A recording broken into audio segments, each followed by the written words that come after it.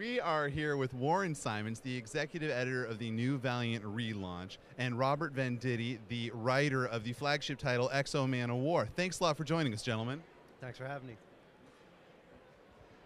So let's start with Valiant as a whole for a minute and talk about that. This is pretty exciting. I mean, Valiant's one of those companies that has a really strong fan following. So how did you two come to be involved with that? You want me to go first? You go first. You go first. Warren reached out to me about a year ago. Actually, we had our first talk at Comic-Con a year ago about possibly writing for the new Valiant Universe. I wasn't overly familiar with it because I didn't grow up reading comics, and so I wasn't familiar with it the same way I wouldn't be familiar with Marvel or DC or anything like that. But the idea of taking a pre-existing character and relaunching it was very appealing to me. And the core concept driving XO was something I really liked, where you had this sort of blend of historical fiction and science fiction. And so all that sort of leapt out at me as something that I would be interested in doing.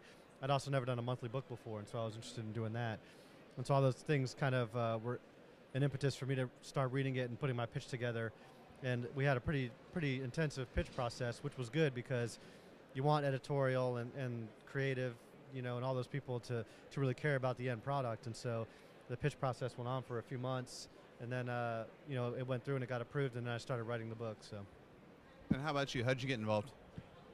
Robert had written the Brilliant Surrogates, as well as a great book called The Homeland Directive. And when I was casting for writers, I had the opportunity to read both of those. I was familiar with the Surrogates. I checked out a couple of his other works, and I thought he'd be a great fit for it. And we went back and forth, as he says. On occasion, he'll tell me that I told him that we were 95% of the way there about 6 different times. But he put together really an outstanding pitch, which really captured all the key elements that you want with XO Manowar, about the main character, Aric of Dacia. He really fleshed out some of the other concepts in the book that had come before. And I thought he put together a really amazing pitch. And, we worked well together, and I thought he'd be a great fit for the title. Now, how do you balance this? Because it's kind of a delicate thing. Like I said, the Valiant Universe is something that's got a pretty strong following to it. XO was always one of its most popular characters. How do you balance, as a writer and as an editor who's kind of crafting this, keeping elements that are familiar to readers, but at the same time bringing in new things and putting your own spin on it? Yeah, for me, from the beginning, it was never something where I felt like I wanted to rebuild anything from the ground up, and that's not what they wanted either. Like, I could see there was a lot in the basic core concept, like I was saying earlier, that was very, very strong. And really, I just wanted to modernize it and maybe expand on it some, but I didn't want to come in and try to fix things that weren't broken. And so in that regard, I think that longtime fans have responded to it positively with what we've done, because we did keep true to the original character's history instead of sort of reinventing it as something completely different.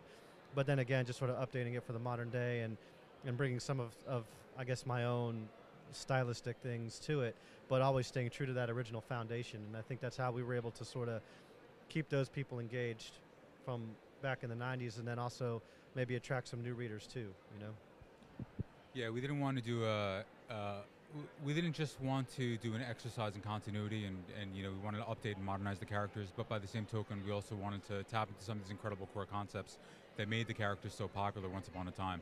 At one point in time, Valiant was the third most popular comic book universe there was, and characters like XO Manowar and Harbinger and Bloodshot and Archer and Armstrong, which are our first 4 launches, there are key elements of all those books that are really fantastic. So we want to kind of tap into those concepts and really flesh them out and update them to a certain extent. But also, we didn't want to make a James Bond movie starring 003, you know what I mean? We wanted people to recognize the characters and recognize the most popular incarnation of the characters. So that was part of the challenge. Now, one of the things that was also really popular about the Valiant Universe that was different from, say, Image, that launched at roughly the same time in the 90s, was that it was a very tightly connected universe with characters moving in and out of each other's titles. I know that you have Ninjak debuting, I believe, in issue 5. Is that correct? How tight and interconnected of a universe are we looking at here with the new Valiant Universe? I think we want to have a very tight, interconnected universe, but I think by the same token, we also want to make the books very accessible. I don't want anyone to have to read 15 titles to understand what's happening in Robert's book. I want to use the tapestry of the universe to bolster the titles, so that characters like Ninjak can appear in XO, or XO can appear in the other titles, and it will enhance the story. But at the end of the day, I want there to be a good story that you could tell regardless of if there is someone else besides the main characters in that book. and I think that's something that's really important. Yeah, I feel the same way. You know, the book, you want the book to stand on its own, but also you want to, one of the great attractions of taking the job was to have access to this great character library that they had. And so some of my pitch was dedicated to how XO could cross over with other characters and other characters could cross into XO, but we don't want to do it too much. We want the book to be able to stand on its own. And like he was saying, when we do things like that, make it something that sort of bolsters it if you're reading the whole line, but it's not necessarily an essential to reading each individual book, you know. So we're not looking at having like a big Unity crossover event or something like that. Well, we might be, but for example, one of my favorite crossovers the last few years was Marvel Civil War, and I thought they did a great job with that. And if you can execute the book so that it's a metaphor for what's happening outside in the outside world, and you can make it accessible, I think that I'm all for it. I think all that stuff is great, so long as the comic can still stand on its own. I think when you have problems is when the only thing that's driving the comic is the crossover. If there's a story that we could connect to, and we can work it out organically, and the writers can come up with it, and they can get behind it, and they feel like we're not, cramming something down their throats, because I want Robert's voice to come through in the stories. I want all my writers' voices and the artists to come through in the story. I'm not hiring them so they could execute, exactly what we tell them to execute, So I'm not against it as long as organically it works. And I think in the example of Ninjak, it was something that was sort of very organic.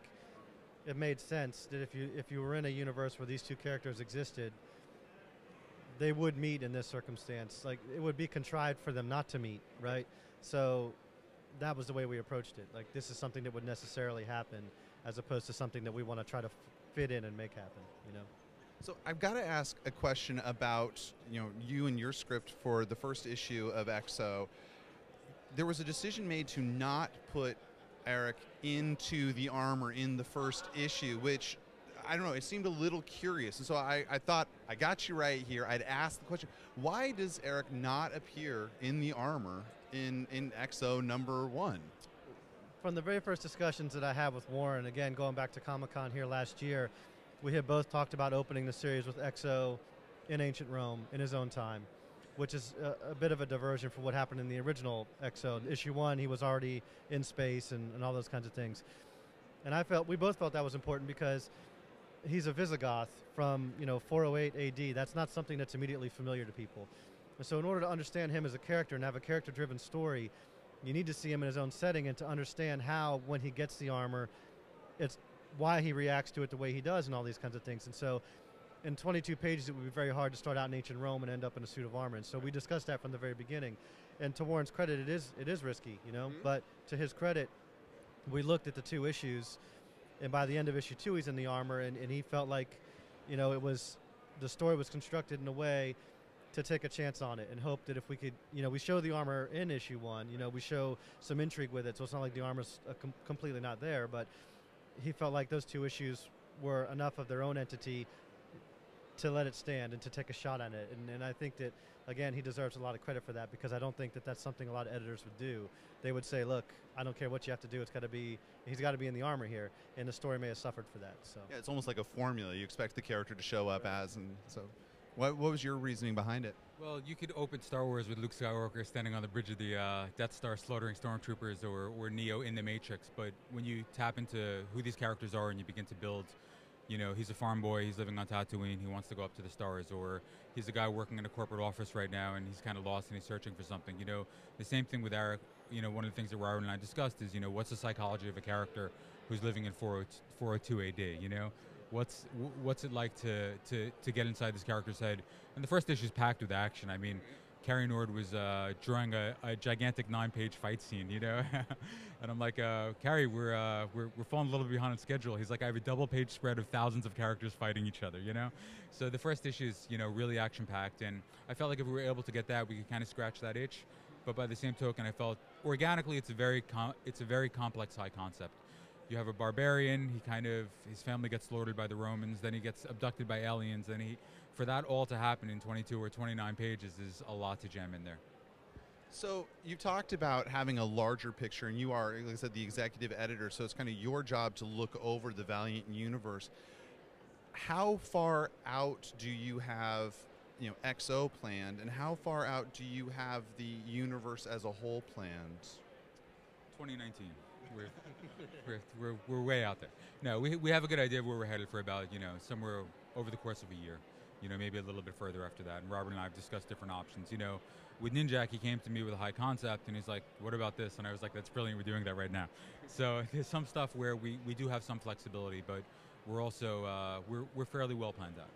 Yeah, there's easily a dozen plot lines and subplots that are established just in the first issue. Some will pay off in the first arc, and some will pay off 5 or 6 arcs from now. And so. But again, we are leaving it open so that if we come up with another idea and something we want to do in between, we can still move things around. So, we definitely have a lot of stories to do. So right now it's sitting at 4 titles. There's been hints and rumblings what are the plans for more titles? Are you going to keep rolling them out every couple of months, or are you going to stick with the core 4 for a while and build up the fan base and then go from there? We've got the core 4. We do have a couple of other ones in development, one of which is going to be an absolute monster. So we've got some stuff underway. I don't know. More news soon. We'll have more news soon. And is there anything you're looking forward to in the upcoming issues? Yeah, there's a double-page spread in issue 3 that I really loved the way it turned out and the way the story built to that. And that was all Warren originally. It was a one-page splash, and he was like, "Let's make this 2," and it came out really great. So I'm looking forward to that. And then there's a moment in issue 5. Issue 5, the issue where Ninjak first appears, where we sort of introduce what I hope could almost become sort of Aric's signature move, kind of like, The Rock's People's Elbow. This will be like Aric's move. And so I just saw the pages, how that was drawn the other day, and I really liked how that came out too. So.